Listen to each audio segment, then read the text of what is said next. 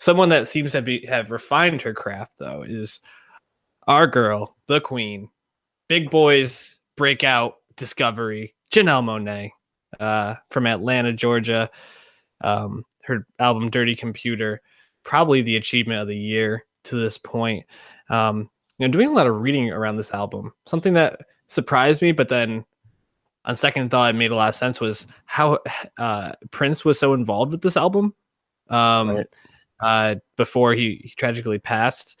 And I think the thing about this album that probably is more Prince like than anything, because there's a lot of his sound on it, but just what she's talking about and the way that she talks about her own sexuality, her own self-acceptance on this album really stands out.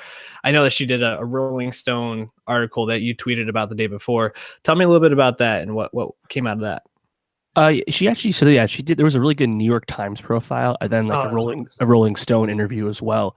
And just, I think the New York Times one's really good if you want to learn about her early career, her come up and stuff. Just a really good summary of her career that's more in depth than Wikipedia. So I recommend that. But in the Rolling Stone interview, I think was actually kind of groundbreaking because she came out as bisexual / pansexual, and that's something that had long been rumored based off her comments about her own sexuality and her, androgynous attire throughout her career. But she's it kind of goes back into her earlier music. She's kind of used this identity, Cindy Mayweather, as this like android character in her albums. And it's almost like she was suppressing her own identity in her music, or almost like holding herself back. And now that she's just kind of being more open about who she really is, again, in this time, great for that to finally happen, especially for someone who's been so successful for so long. But I think it also benefits the album where she, again, is more personal. If there was ever any critiques for her really good first two albums in the EP, it would be that it didn't feels personal, didn't really feel like an artist. But that's not a problem anymore on Dirty Computer. No, I mean, even from the get-go, like Crazy Classic Life has a lot of different topics about her own personality and her own identity that she talks about on it. So that's the second track on the album.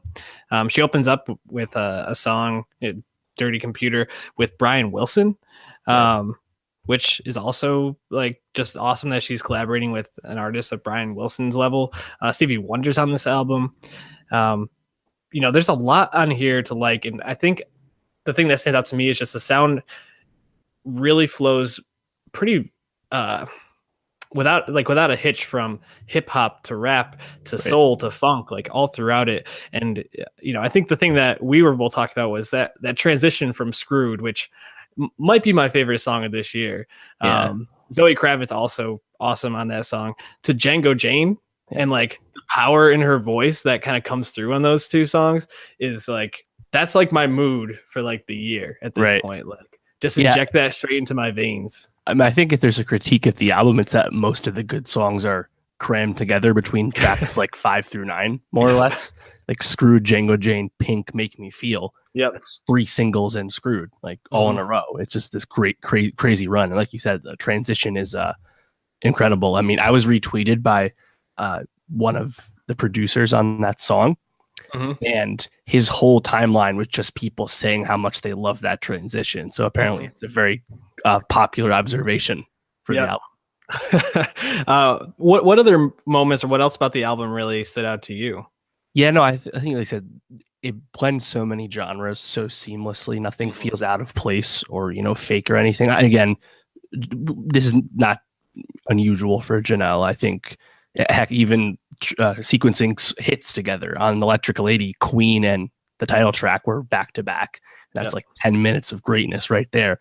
But all these genres, like there's poppy feels. Django Jane is just straight hip hop, but then overall feeling of R&B and funk, and then to blend that with continued themes of sex positivity and feminism and Black feminism specifically. I think it's an empowering record that also sounds fantastic. Yep. Yeah, I don't have a lot negative to say. It's a great. I think it's easily the best record we've reviewed this year. Again, only April 30th, but It's Lord great. dropped this time last year, and that was our album of the year. Or I was looking at that. I was like, so Kendrick was like March 30th, and then Lord was actually early June. oh, So really? It feels yeah, like so I kept much. feeling like Lord was like April, right? It But felt like the first half of it the was year. June. Like, Weird. kind of crazy. There's just one other moment that I keep talking about crazy classic life, but the bass at the end when she kind of just starts rapping is almost like Kendrick's song I, where like the end of that song is just like the bass going nuts, and it's not to that like Flea level where people are like, who is that bassist, but it's so subtle and just the way it like kicks and flows through that end.